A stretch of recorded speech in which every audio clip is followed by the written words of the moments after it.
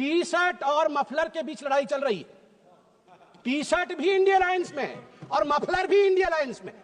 और अगर चाची की मूंछ होती तो वो चाचा कहलाती रही है। अंत में द्रौपदी मुर्मू जी जो महामहिम राष्ट्रपति है वो मेरे राज्य से आती है, वे उड़ीसा से आती है। इसलिए जब उनको पुअर लेडी और पुअर थिंग कहा जाएगा, उड़िया अस्मिता कभी चुप नहीं रहेगा, मैं बोलूंगा।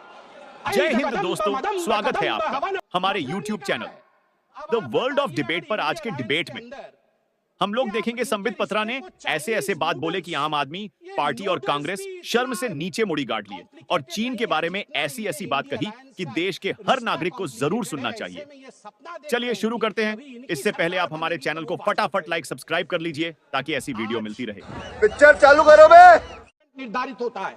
मैं आपको यहां आंकड़े दे दूं, जहां 2004 से 14 के बीच जब यूपीए की सरकार थी तो मात्र 2.9 करोड़ नौकरी दी गई थी। वही मोदी जी के 10 वर्ष के कालखंड में 2014 से 2024 के बीच 17 करोड़ की नौकरी दी गई है।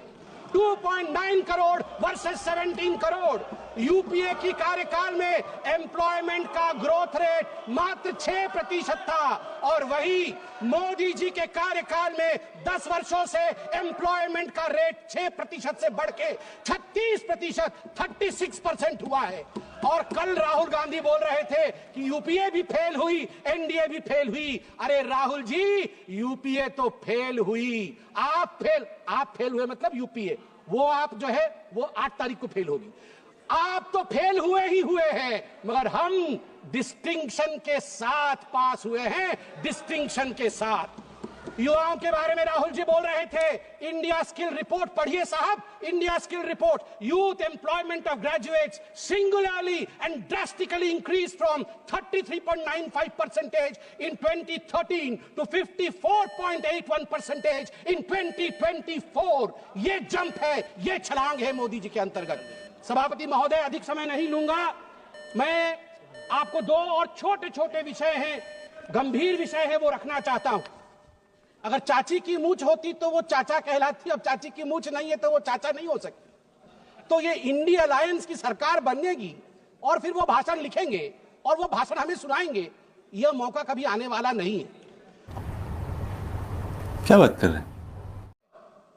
अब इंडिया अलायंस को लेकर किस प्रकार की भ्रामक स्थिति बनी हुई है आप देखिए।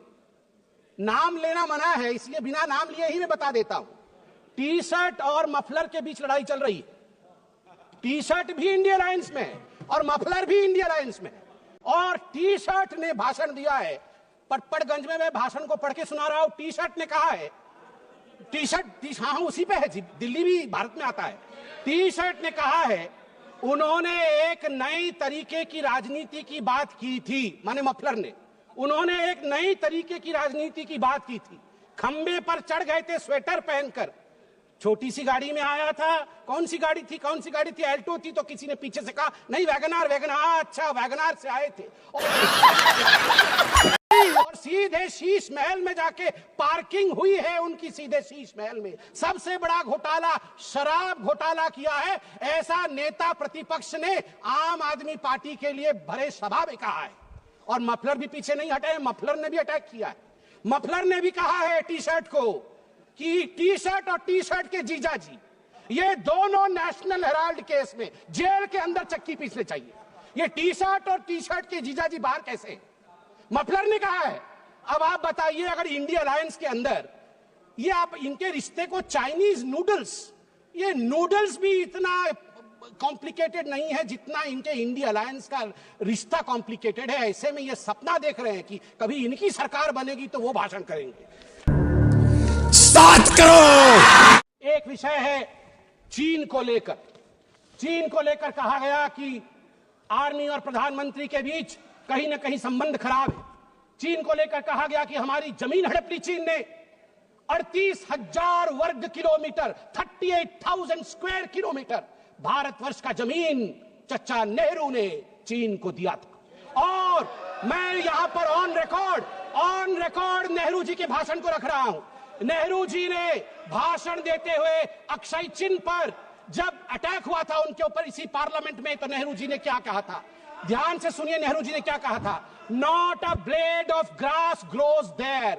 Not a blade of grass grows there. 17,000 feet high, uninhabitable, and we didn't even know where it is. तो हमने दे दिया. तो आप जानते हैं सभापति महोदय, महावीर त्यागी जो खुद कांग्रेस के ही मंत्री थे, नेहरू जी के कैबिनेट के, वो खड़े हुए और महावीर त्यागी जी के बाल नहीं थे. उन्होंने अपना सर दिखाया और कहा, Nehru ji, this head, bald head, does not grow any hair. Should I give the head to someone else?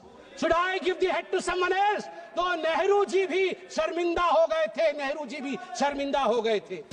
Not bad, not bad. Now इस आर्टिकल में कहा गया है, मनमोहन सिंह जी को और गांधी परिवार को लगा था कि आर्मी तख्ता पलट कर रही है. अंत में द्रौपदी मुर्मू जी, जो महामहिम राष्ट्रपति है, वो मेरे राज्य से आती है, वे उड़ीसा से आती है. इसलिए जब उनको पुअर लेडी और पुअर थिंग कहा जाएगा, उड़िया अस्मिता कभी चुप नहीं रहेगा. मैं बोलूंगा, ऐ जगदम्ब मदम्ब कदम्ब हवन प्रियवासिनी हासरते शिखरि शिरोमणि तुंग हिमालय शृंग निजालय मध्यगते मधु मधुरे मधु कैटभभंजिनी रासरते जय जय हे महिषासुर मर्दिनी रम्य कपर्दिनी शैलसुते. भारत की नारी दुर्गा है.